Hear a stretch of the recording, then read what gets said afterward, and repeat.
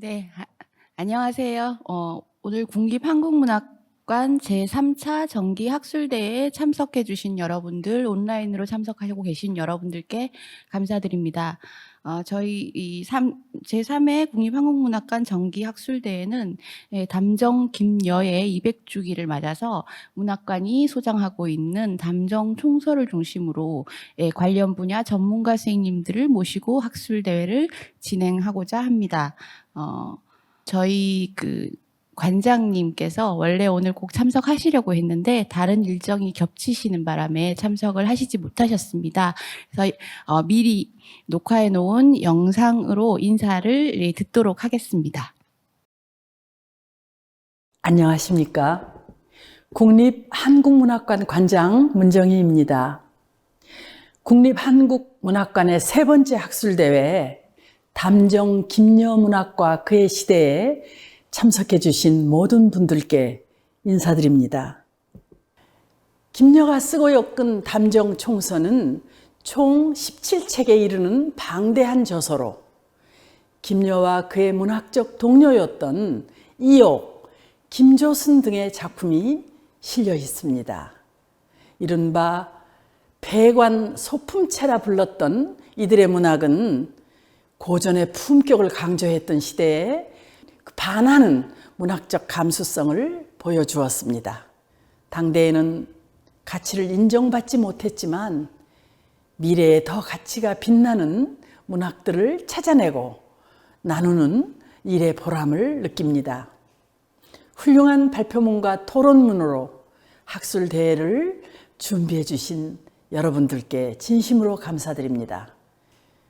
학술대회에 참여하신 여러분, 문학관의 발전을 위해서 격려해 주시고 응원해 주시기 바랍니다. 감사합니다. 바로 기다리셨던 학술대회 진행하도록 하겠습니다. 일부 사회자이신 심경호 선생님 모시겠습니다. 국립한국문학관 정기학술대 제3회째인데요. 이렇게 국립한국문학관이 근현대 문학만이 아니고 고전의 전통을 찾겠다고 하는 그런 의지로 이러한 중요한 자료들을 수집 정리할 뿐만 아니라 일반에 공개하고 또 이렇게 학술대회를 개최하게 되어서 연구자의 한 사람으로서 굉장히 고맙게 생각을 합니다. 일부에는 안대회 선생님, 권석창 선생님, 김영진 선생님 세 분의 발표가 있습니다. 우선 안대회 선생님의 발표를 듣고 다음으로 올라가기로 하겠습니다.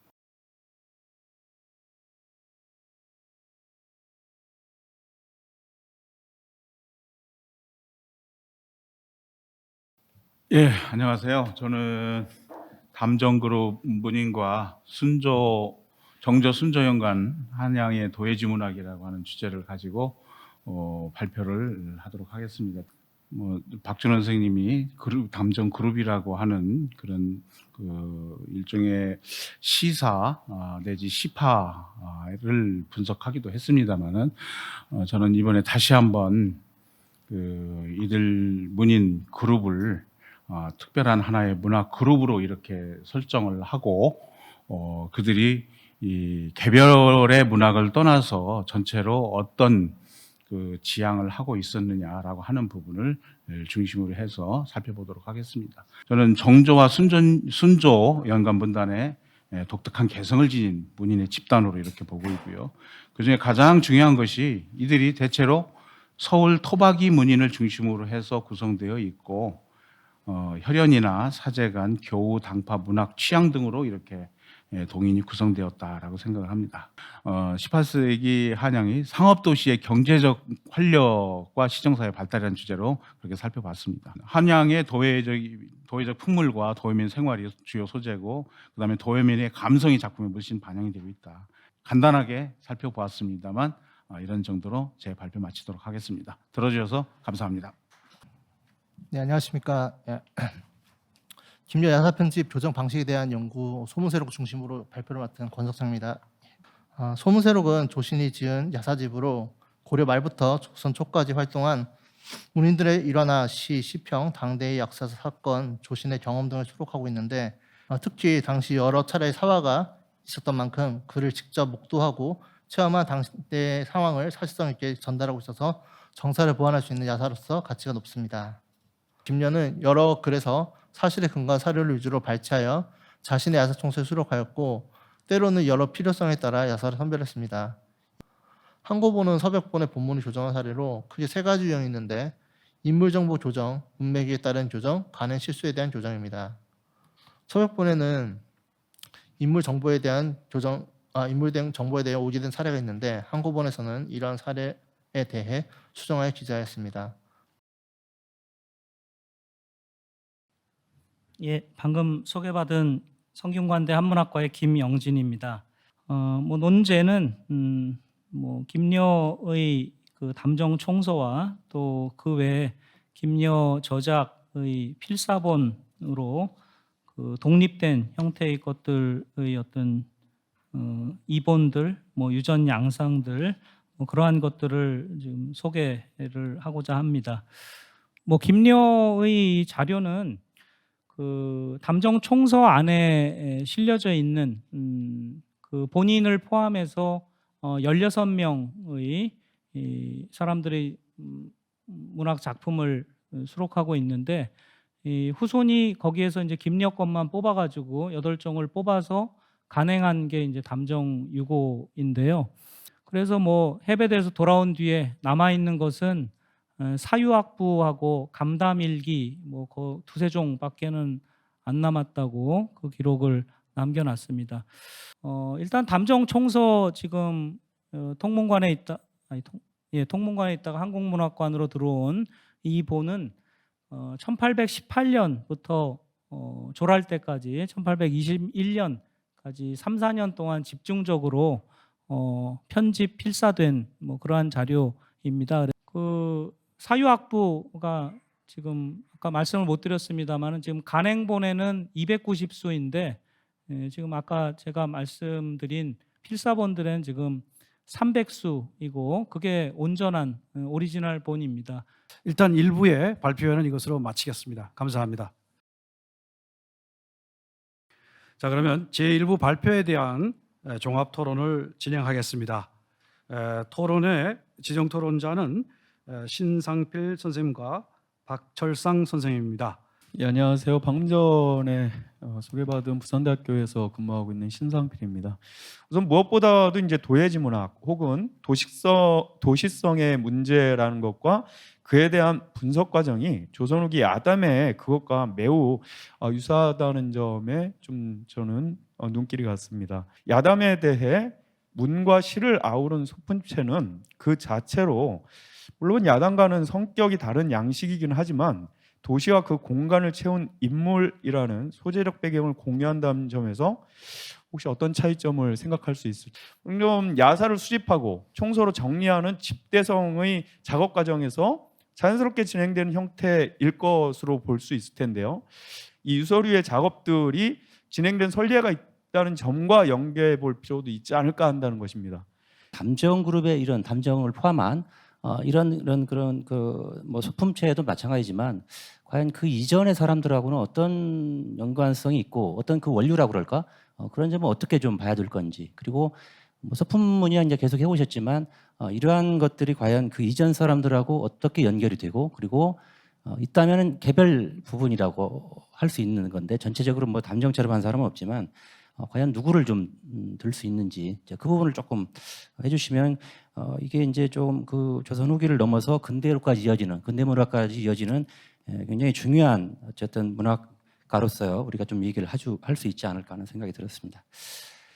우리가 지금 알고 있는 소문세력 의뢰자본이 조선 초에 하나밖에 남아있지 않은 상태고 그게 조선 후기까지 과연 몇 사람이 봤을까 하는 부분도 들고, 이전의 선배들이 굉장히 높게 평가한 이게 책이다. 그런데 실제로 그러면 그 이전에 누가 얼마나 봤는지 이런 부분이 조금 일단 정리가 좀 돼야 되지 않나 생각이 들었습니다. 그리고 이제 아까 옥담서종 부분은 물론 이제 김려하고 담자 때문에 연결을 할 수 있을 것 같긴 한데 실제 사진을 보니까 시대가 너무 뒤거라 일제 때 정도로 보이기 때문에 이걸 직접 연관시키는 것은 조금 무리가 있지 않을까 하는 생각이 들었습니다.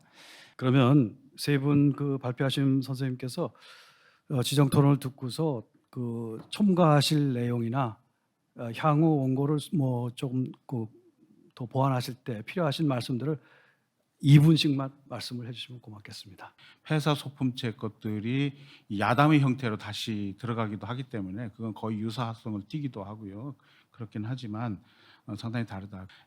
일반 시민 보통 문인의 시하고 이 담정 그룹의 시는 초점을 맞춘 부분이 상당히 좀 다르다라는 생각이 들고요.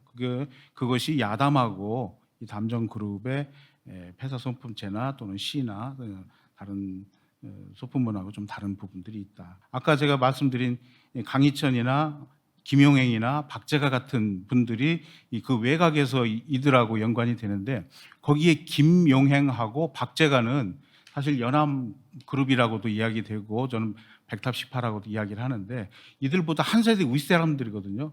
제가 결론에서 말씀드렸듯이 저기 박재가 선생님이 얘기하신 대로 지금 본 판본이 지금 우선 주요 본 판본이 2개밖에 없기 때문에 그것 때문에 생각을 했는데 저는 이 의뢰자본 소문세록의 그런 영향력이 계속 전사가 되면서 이어졌다고 생각해서 이제 직접적으로 2개를 봤습니다. 근데 뭐 가운데 있는 하나를 더 추가해서 전 살펴보려고 하는데, 그러니까 제가 그 영향력이 계속 있었다고 생각한 이유는 소문세록이 나오는 내용이 오류가 있음에 불구하고도 그 내용이 실록에 실릴 만큼 그런 오류가 계속 18세기까지 전사가 됐다는 겁니다. 박 선생님께서 지적해 주신 19세기의 추사 그룹 쪽에서의 어떤 예술적인 면, 담정 그룹 쪽에서의 문학적인 면 굉장히 큰 양축이라고 생각을 하고요.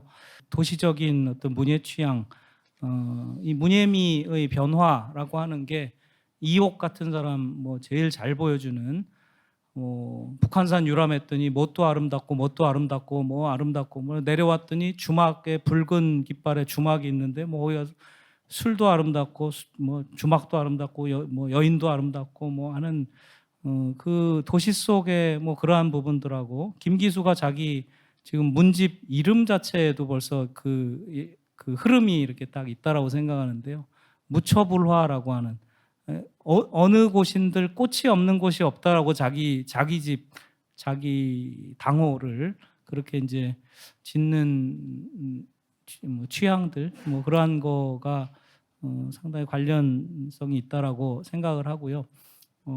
오늘 발표에 의해서 종결된 것이 아니고 또 많은 가치들이 또 발견될 거라고 생각되는데 이것을 실물로 우리 한국문학관에서 이것을 입수해서 앞으로 대중들에게 전시할 수 있다고 하는 것이 큰 발전인 것 같습니다. 일부의 토론 발표를 이것으로 발표 토론을 마치겠습니다. 감사합니다.